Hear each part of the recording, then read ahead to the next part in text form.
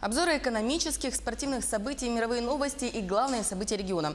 Обо всем этом и не только расскажем в ближайший час. И начнем, пожалуй, с курса валют. На сегодняшний день курс рубля к иностранной валюте, установленный Центробанком, составил за доллар 63 рубля 84 копейки, евро 70 рублей 59 копеек. Что касается обмена валюты в Якутске, то сегодня выгоднее всего покупка доллара в Восточном банке. Это 63 рубля 85 копеек.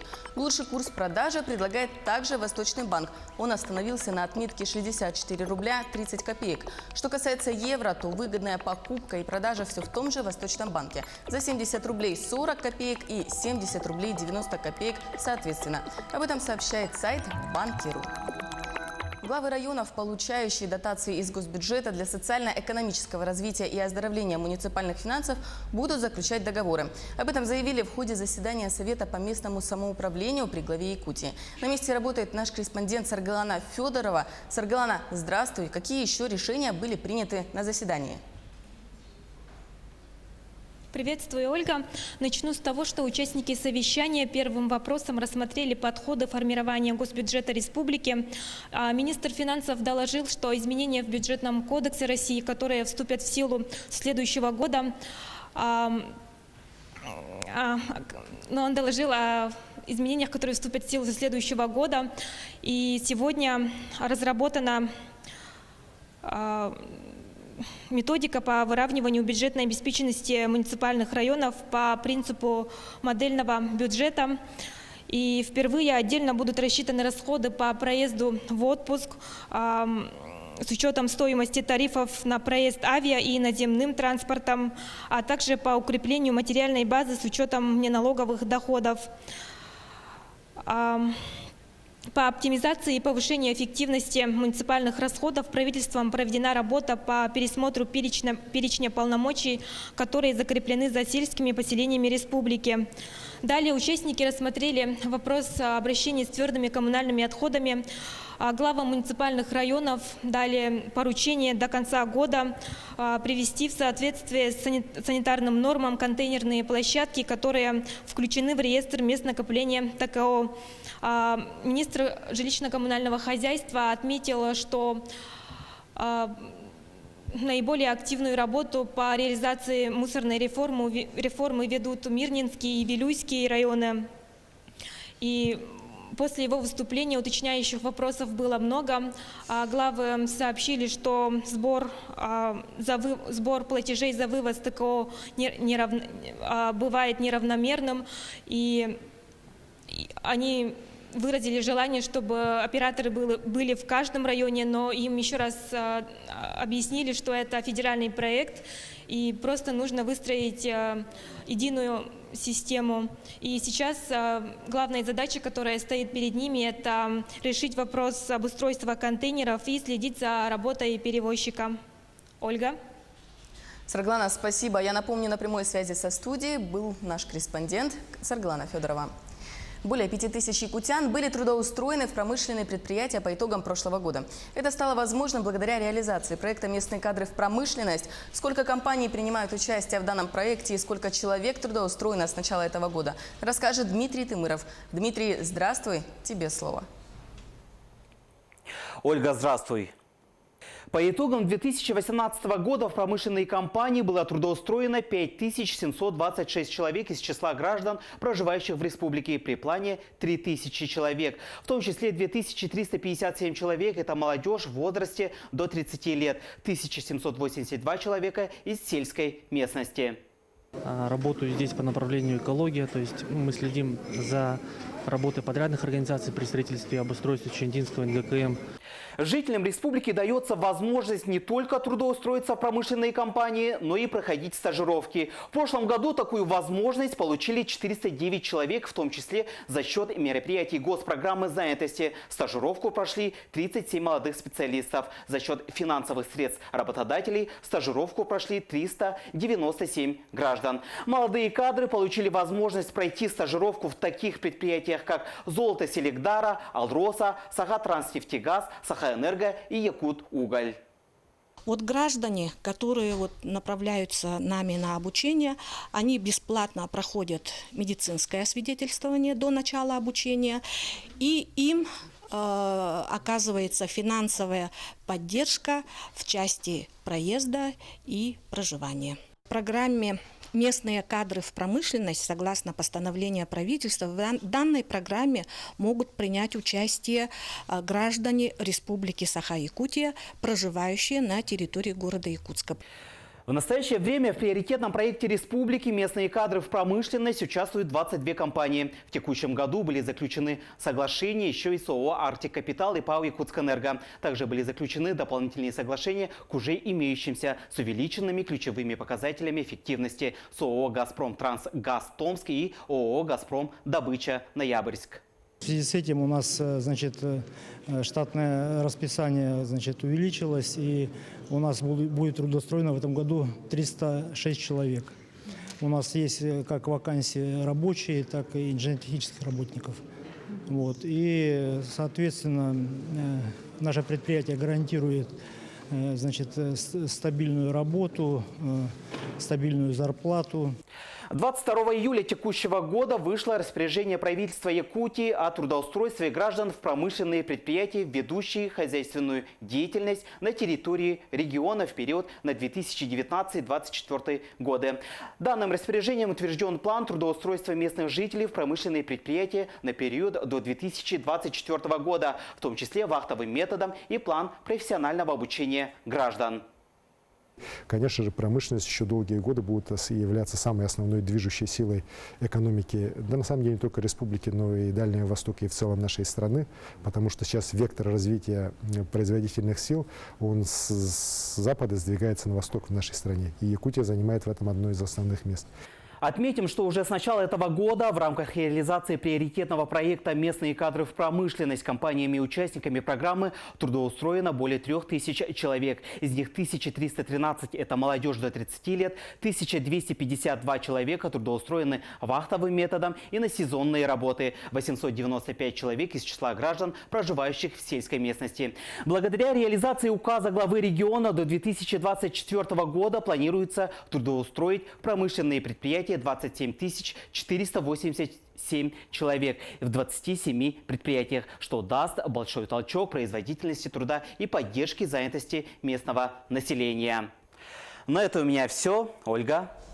Спасибо, Дмитрий. И к другим темам. В Минздраве заявили, что число инфарктов существенно выше по понедельникам. Как утверждает главный кардиолог министерства, причина в том, что россияне употребляют много алкоголя на выходных. Крепким напиткам надо предпочитать слабоалкогольные напитки. В первую очередь это красное вино.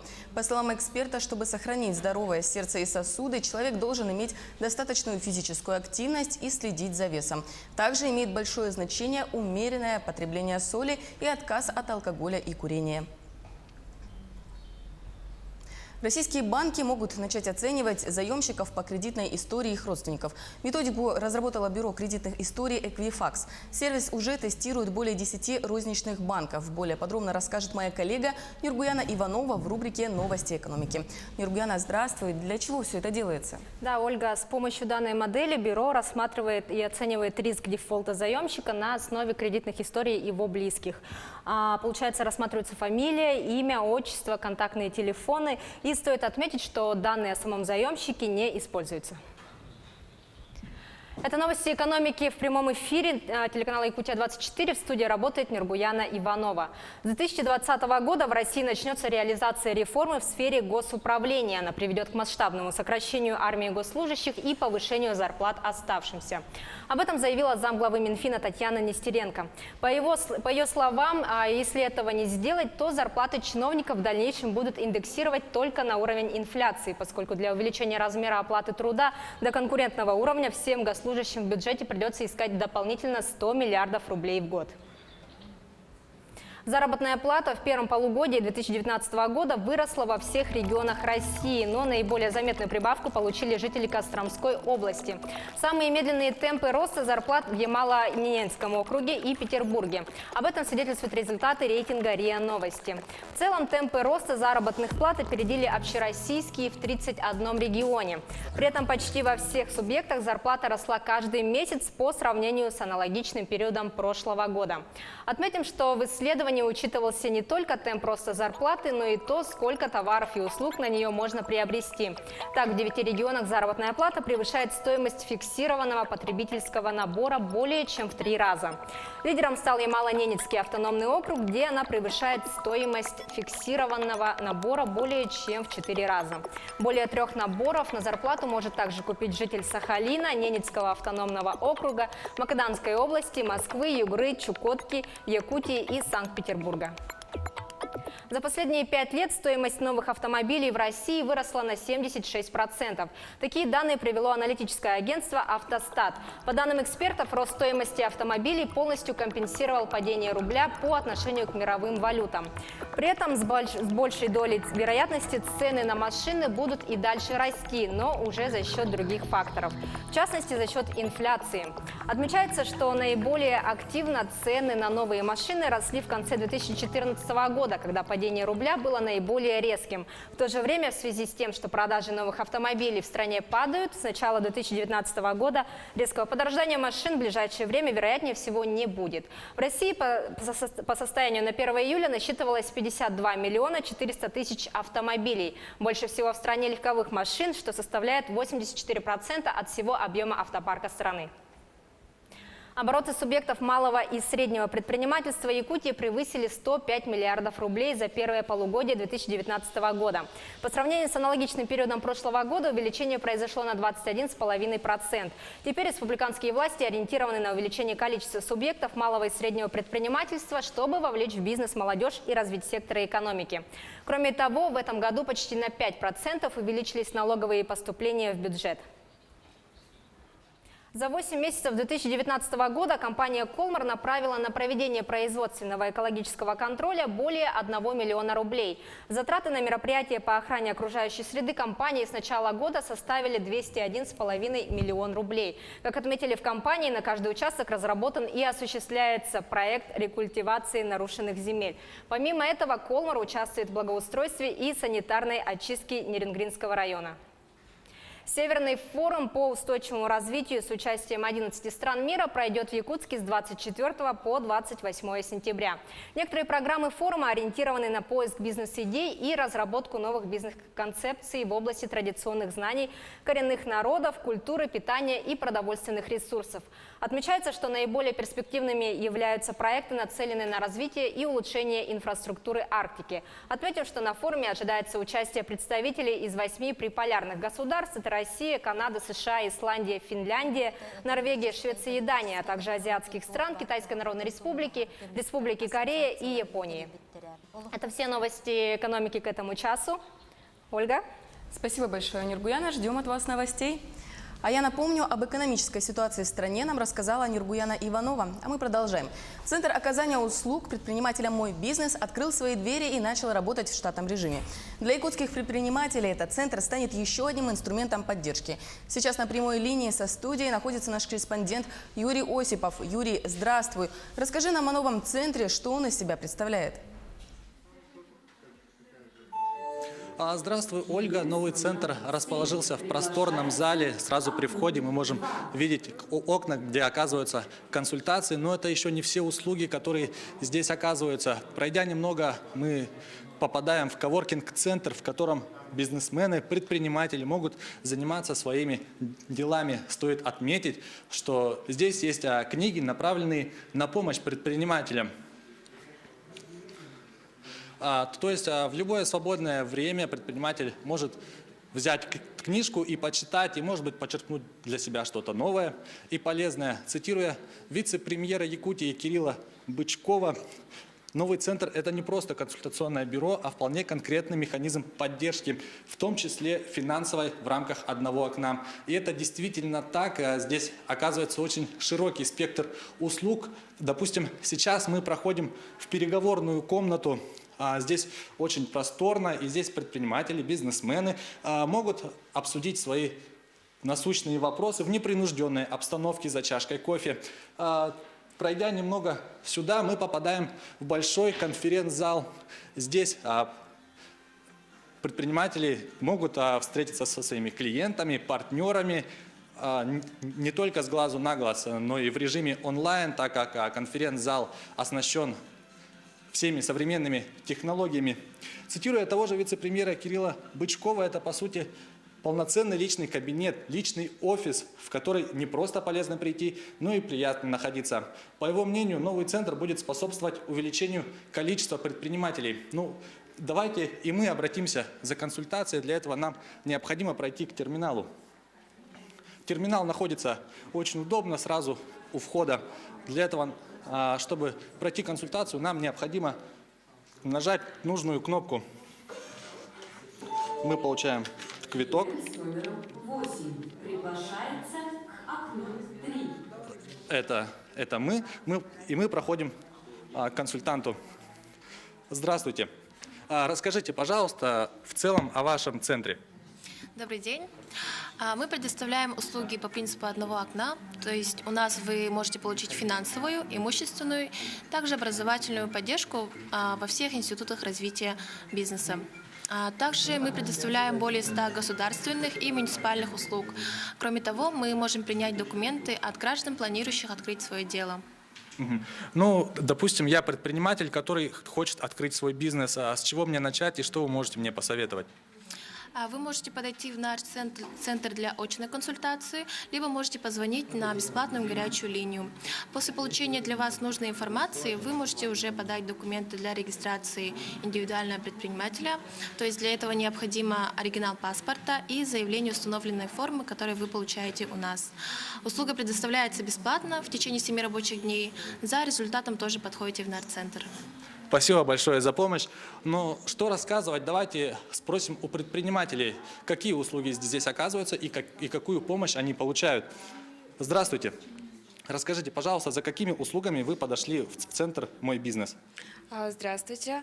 Я пришла узнать про аренду по льготным ценам, получается, помещений, потому что, знаете, в центре достаточно дорого стоит аренда вообще помещений, да, поэтому здесь как раз-таки оказывают услуги по аренде, по вот как раз-таки информации по льготным ценам. Также очень здесь хорошо, что здесь есть коворкинг-центр. Я также воспользовалась сегодня услугами, их отправила своей почтой, не уходя от девушки как раз. Спасибо вам большое. Давайте еще поговорим с предпринимателями. Сейчас с нами поговорит Антонина Барашкова, предприниматель из Сунтарского улуса. Здравствуйте. Здравствуйте. Расскажите о вашем сотрудничестве с центром «Мой бизнес». Так, я пришла в этот центр довольно часто, я здесь хожу. Мне оказывают очень большую помощь в части информационной. И, в основном, И в этом году мы участвовали в конкурсе по выращиванию проекта и были отобраны. И по этой программе нам будут оказывать создание брендбука, маркетинговые услуги и создание нового нашего товарного знака и многое другое еще. Спасибо вам большое. Мы полностью довольны услугами консультанта, которые здесь получили, и отмечаем это. Стоит отметить, что сейчас центр «Мой бизнес» работает не только в столице Республики Якутске, но и в 4 районах: в Мегано-Кангаласском, Алданском, Намском и Нюрбинском. Но кроме этого, до конца года открытие подобных центров планируется в Амгинском, Вилюйском, Горном, Нюрнгринском, Мирнинском и Усть-Майском районах. Ольга, на этом у меня вся информация. Юра, спасибо. Я напомню, на прямой связи со студией был мой коллега Юрий Осипов. Минстрой готов к работе в пострадавших от паводков региона Дальнего Востока. По словам министра строительства и ЖКХ России Владимира Якушева, межведомственные комиссии должны определить, подходят ли дома для проживания. По его словам, алгоритм такой. Дом либо сносят и гражданину предоставляют материальную помощь для приобретения жилья, либо дом признают пригодным для проживания с проведением в нем капремонта. Напомню, в июле и августе этого года обильные дожди вызвали мощный паводок в Амурской и Еврейской автономной областях, Приморском и Хабаровском краях. В зоне наводнения оказалось свыше 100 населенных пунктов. Тысячи людей потеряли урожай и оказались в затопленных домах. Мальчик 2007 года рождения погиб на стройке 9-этажного жилого дома в городе Мирном. Тело ребенка было найдено в воскресенье 22 сентября. Следователи выясняют причины и обстоятельства смерти мальчика. И к другим темам. Иногда тяжелая жизненная ситуация и острая нужда заставляет людей идти на ужасные поступки. В Якутске женщину приговорили к условному сроку за продажу собственного ребенка. Подробности узнаем у моего коллеги Александра Хавренко. Александр, здравствуй. И какую же сумму назвала эта женщина за своего ребенка? Здравствуй, Ольга. Девушка продала своего младенца за 300 тысяч рублей. В эфире рубрика «Чрезвычайные происшествия». В студии работает Александр Хавренко. Здравствуйте. Следствием установлено, что девушка договорилась со своей знакомой, которая не имела собственных детей, о продаже ей новорожденной девочки. Сумма сделки составила 300 тысяч рублей.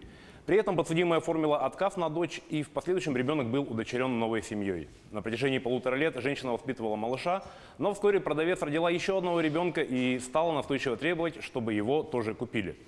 Между женщинами возник конфликт, и женщина, купившая ребенка, обратилась в полицию. Следователи и сотрудники ПДН провели проверку, в том числе и условий, в которых проживает девочка. Семья, в которой оказался ребенок, благополучная, обеспеченная и имеет все для нормального развития ребенка. Следователи приняли решение не возбуждать уголовное дело в отношении женщины, купившей ребенка, из-за отсутствия в ее действиях состава преступления. А вот биологическая мать девочки приговорена к 4 годам лишения свободы условно с испытательным сроком 2 года. В Нюрбинском районе суд присяжных признал виновными 2 жителей села Сунтар в умышленном причинении тяжкого вреда здоровью, повлекшего смерть мужчины. 2 брата 19 и 20 лет на улице распивали спиртные напитки. Через какое-то время между ними возникла ссора, и они начали громко выяснять отношения.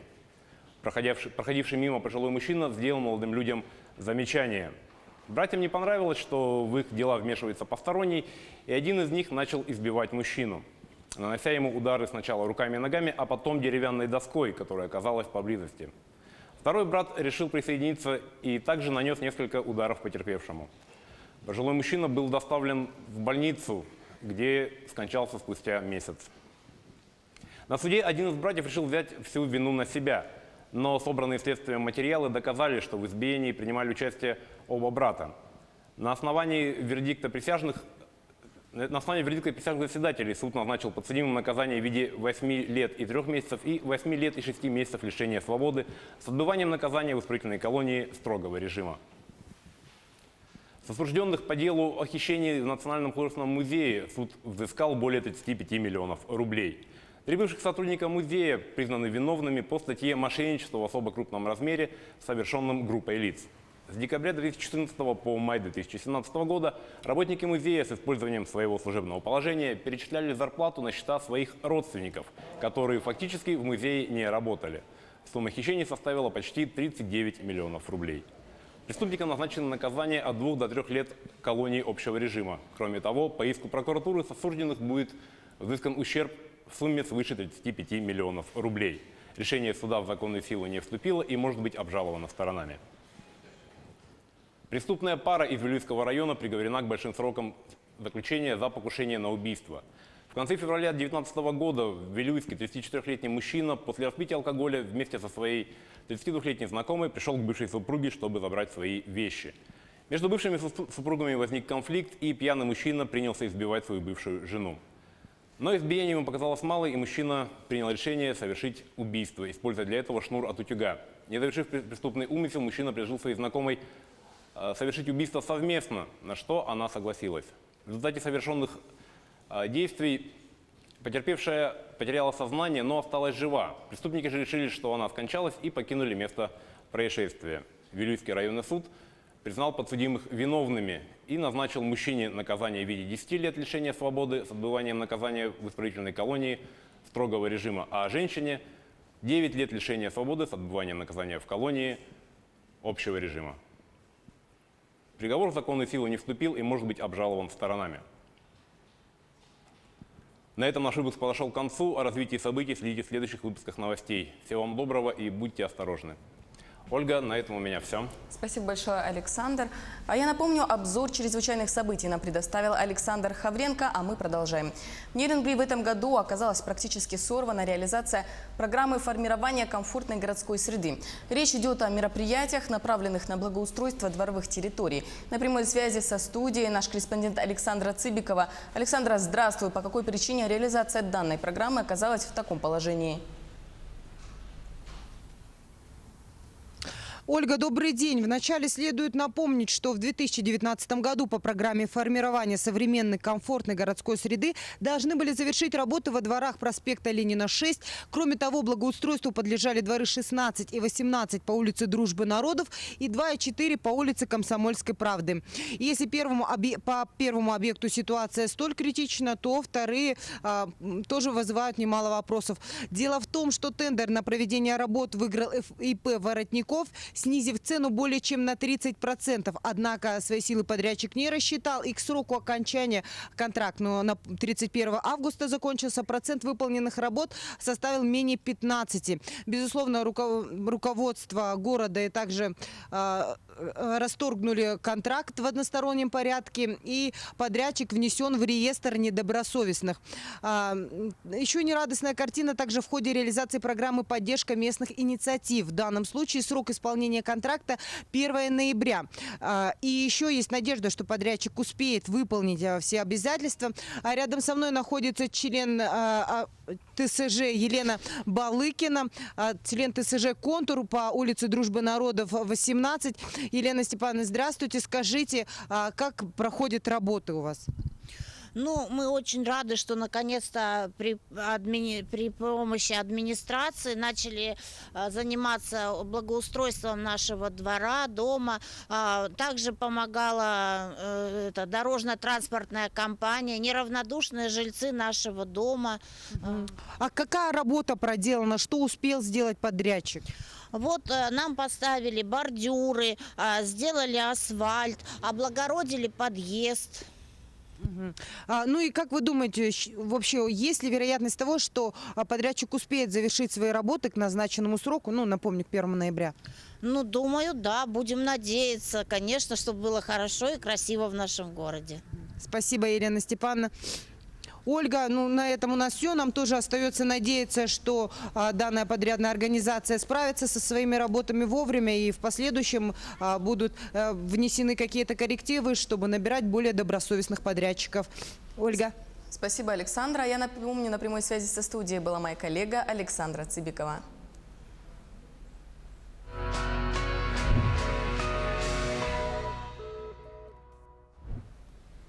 А сейчас о событиях, которые произошли за пределами страны. Это мировые новости. Почти 50 человек обратились за медицинской помощью после землетрясения магнитудой 5,6, произошедшего вечером в субботу на западе Албании. Подробности далее.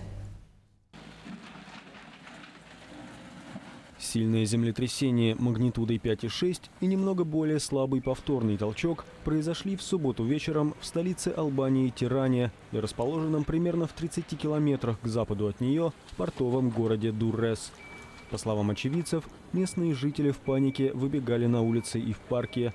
Почти 50 человек получили различные травмы и обратились за медицинской помощью в главный госпиталь Тираны. О погибших сообщений нет. На кадрах, снятых корреспондентом Рейтер, видны частично обрушившиеся здания и погребенные под обломками легковые автомобили. По данным Министерства обороны страны, это самое мощное землетрясение, произошедшее в Албании за последние 30 лет. В пятницу во многих странах мира проходили климатические акции, которые начала шведская школьница Грета Тунберг. Татьяна Гамузова расскажет подробнее. Школьники, и не только они, в пятницу провели по всему миру масштабные акции, призванные привлечь внимание к климатическим изменениям. К участию в них призвали 200 организаций, в том числе молодежное движение «Пятницы ради будущего». Один из крупнейших протестов состоялся в Нью-Йорке, где ученикам 1500 школ разрешили прогулять ради этого занятия. Сегодня стоит пропустить школу, потому что взрослые пропускают мимо ушей важные вопросы. Это должно измениться. Учиться, конечно, правильно, образование — это важно, но надо также знать, как сделать жизнь на Земле лучше. Тысячи людей собрала климатическая забастовка в Великобритании. В Лондоне ее участники потребовали от мировых лидеров принять срочные меры, чтобы избежать глобальной катастрофы. Люди вышли на улицы также в Ливерпуле, Ноттингеме, Кембридже и Белфасте. Не обошлось без эксцессов. В Лозанне около 200 протестующих блокировали мост, устроив на нем сидячую забастовку. И скандируя «Мы и есть природа, мы защищаем себя». Полиция буквально унесла их на руках. 24 человека были задержаны. Массовый климатический марш прошел в Киеве. Здесь акция собрала около 2000 участников, которые хотят, чтобы власти задумались о защите окружающей среды. Они должны ввести строгий контроль над территориями, где незаконно добывают янтарь, ограничить сжигание мусора и строить перерабатывающие заводы. И мы должны увлечь людей и начать кампанию по экологическим проблемам. Активисты вышли также на улицы городов в Германии, Греции, Пакистане, Индии, Австралии, Японии, Индонезии, Бразилии и так далее. По оценке организаторов, забастовка охватила 150 государств, то есть 3/4 существующих на планете. Акции против влияния человечества на климат начались в августе прошлого года. За несколько месяцев они переросли в глобальное движение. Его инициатор, шведская школьница Грета Тунберг, приехала в США, чтобы принять участие в климатическом саммите ООН 23 сентября. Москвичи и гости столицы имели возможность посмотреть на игру света на здании Политехнического музея в Москве в субботу в рамках фестиваля «Круг света». На фасаде отражалась как история музея, так и демонстрировались картины работы человеческого организма и устройства Вселенной. Ежегодный фестиваль «Круг света» будет проходить в столице до 24 сентября. В этом году задействовано 9 площадок: Грибной канал, Театральная площадь, комплекс зданий на проспекте Академика Сахарова, парк Коломенская, Останкинский парк, Политехнический музей и Музей Победы. Пиротехнические и 3D-маппинговые шоу, световые инсталляции и лазерные проекции ждут зрителей фестиваля.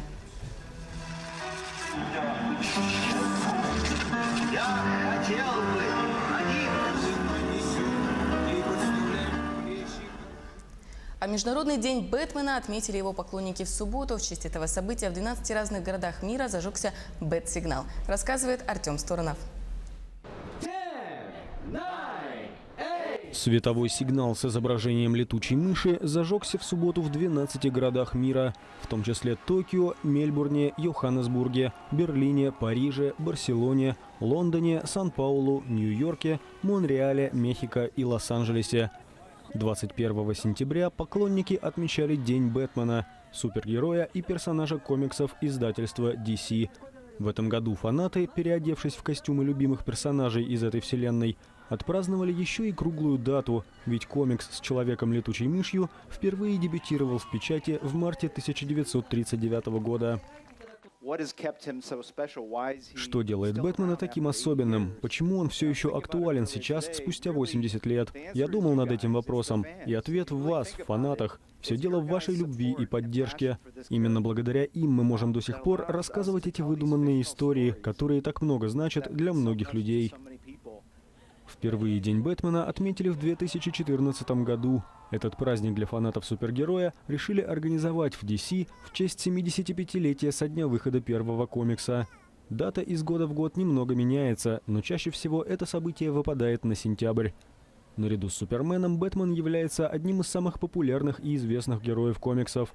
Он был создан художником Бобом Кейном в соавторстве с писателем Биллом Фингером.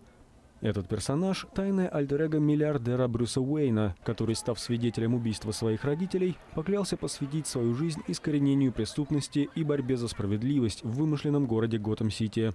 Бэтмен не обладает сверхспособностями, а также никогда никого не убивает и никому не мстит. Это были мировые новости.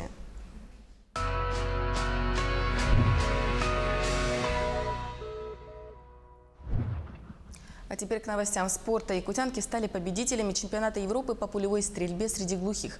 Мария Егорова и Евдокия Катаргина прилетели с Подмосковья, где проходили соревнования. Мария Егорова, уроженка Горного района, одержала победу в финале, а призер Сурдоолимпийских игр Евдокия Катаргина стала серебряной медалисткой. Всего на чемпионате выступили представители 12 государств – Германии, Греции, Македонии, Сербии, Турции, Швейцарии и Финляндии. Спортсмены соревновались по 13 дисциплинам.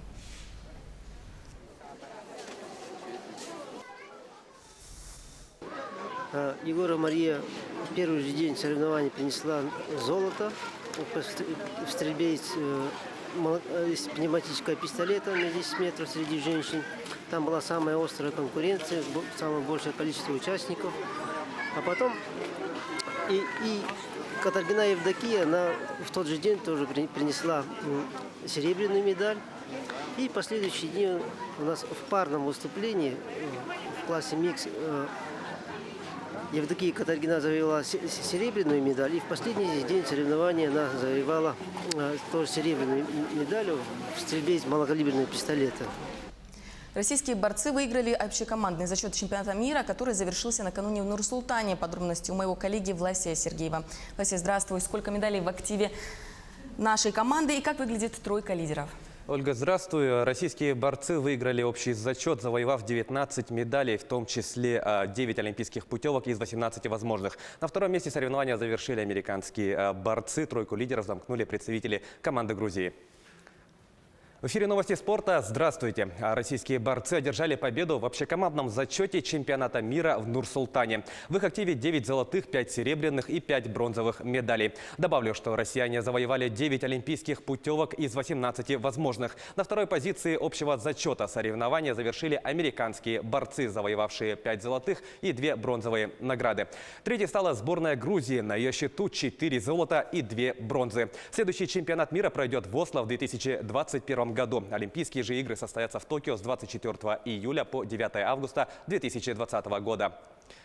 Сборная России по художественной гимнастике также может похвастаться успехами на соревнованиях международного масштаба. Накануне в Баку завершился чемпионат мира, по итогам которого российская команда записала в свой актив 8 золотых медалей из 9 возможных. Всего на ее счету 13 наград. В заключительный соревновательный день медаль высшей пробы в копилку нашей сборной принесли Анастасия Максимова, Анжелика Стубайла, Мария Толкачева, Анастасия Шишмакова и Евгения Ливанова, выступавшие в групповом многоборье. Российская сборная выиграла медали зачет 13 раз подряд. Вторыми стали японки, третьими израильтянки. Четвертая ракетка мира, россиянин Данил Медведев обыграл хорвата Борну Чорича в финальном матче турнира Ассоциации теннисистов-профессионалов в Санкт-Петербурге. Встреча завершилась со счетом 6-3, 6-1 в пользу 23-летнего Медведева. Российский теннисист одержал 6-ю победу на турнирах ATP. В нынешнем сезоне он выиграл турнир Софии и Мастерс Цинциннати, а также дошел до финала открытого чемпионата США. Медведев стал 5-м действующим теннисистом, которому удалось дойти до финала на 5 турнирах ATP подряд. Ранее подобного достижения добивались только Новак Джокович, Роджер Федерер и Энди Мюррей. Российские волейболистки одержали победу над командой Сербии в матче Кубка мира. Турнир проходит в Японии. Встреча завершилась со счетом 3-1, а в турнирной таблице россиянки после 6 матчей занимают 3-е место, набрав 13 очков. В активе команда 5 побед и 1 поражение. Лидирует сборная Китая, у которой 17 баллов. На второй позиции с 15 очками идут американки. В следующем матче турнира российские волейболистки сыграют с командой Аргентины. Встреча пройдет сегодня. Футболисты столичного ЦСКА со счетом 3-2 одержали победу над Краснодаром в матче 10-го тура российской премьер-лиги. Встреча прошла в Москве на ВЭП-арене, а в составе армейцев 2 результативных удара нанес Никола Влашич, еще 1 мяч на счету Федора Чалова. У Краснодара дубль оформил Маркус Берг. Московский клуб идет вторым в турнирной таблице, набрав 22 очка. Краснодар занимает 4-е место, имея в активе 20 баллов. В следующем туре армейцы на выезде сыграют с Уралом. Краснодар на своем поле примет Тульский Арсенал. Обе игры пройдут 29 сентября. Якутский мини-футбольный клуб «Заря» проиграл московскому Мосполитеху в матче заключительного тура первого этапа Кубка России и выбыл из турнира. Встреча группы 2 прошла в Московской области и завершилась со счетом 7-3. В составе хозяев площадки дубли оформили Дмитрий Курушин и Сергей Попов. По одному взятию ворот провели Максим Юсупов, Никита Лабзин и Дмитрий Тренкунов. У «Зари» отличились Джулустан Пестряков, Никита Рычков и Яник Самплей. Таким образом, единственную путевку группы в следующий раунд Кубка завоевал Мосполитех, набравший 9 очков в 3 играх. «Заря» финишировала в группе 2, имея в активе 4 балла. Подмосковный «Витязь» обыграл Санкт-Петербургский «СКА» со счетом 4-2 в гостевом матче регулярного чемпионата континентальной хоккейной лиги. В составе победителей шайбы забросили Александр Семин, Павел Чернов, Евгений Монс и Алексей Макеев. У проигравших отличились Дмитрий Кагарлицкий и Александр Барабанов. «Витязь» продолжает возглавлять турнирную таблицу западной конференции. В активе команды 16 очков. «СКА» идет 8-м, набрав 12 баллов. В следующем туре 24 сентября «Витязь» на своем льду примет екатеринбургский автомобилист. «СКА» днем ранее также дома встретится с московским ЦСКА. К этому часу это все спортивные новости. Мы продолжим следить за всеми событиями в жизни регионального и всероссийского спорта. Ольга, вам слово. Спасибо, Влас, и ждем от вас новостей. А я напомню, о спортивных событиях в стране и мире нам рассказал наш обозреватель Влас Сергеев. И в завершении выпуска о погоде в крупных городах региона. Начнем с Западной Якутии. 7 градусов со знаком плюс зафиксировали термометры Ленска. Скорость ветра 4 метра в секунду, мало облачно. В Мирном столбик термометра остановился на отметке плюс 4 градуса. Ветер сильный, дует со скоростью 8 метров в секунду. В Алдане плюс 6 градусов. Ветер слабый, 2 метра в секунду. А в соседнем Нерюнгри облачно. Столбик термометра показывает 3 градуса со знаком плюс. Ветер дует со скоростью 2 метра в секунду. И в столице региона, в городе Якутске, сейчас плюс 6. Ветер дует со скоростью 2 метра в секунду. В эти минуты облачно, а днем ожидаются умеренные осадки в виде дождя и потепление до плюс 8 градусов. У меня к этому часу пока вся информация. Оставайтесь с нами и не переключайтесь.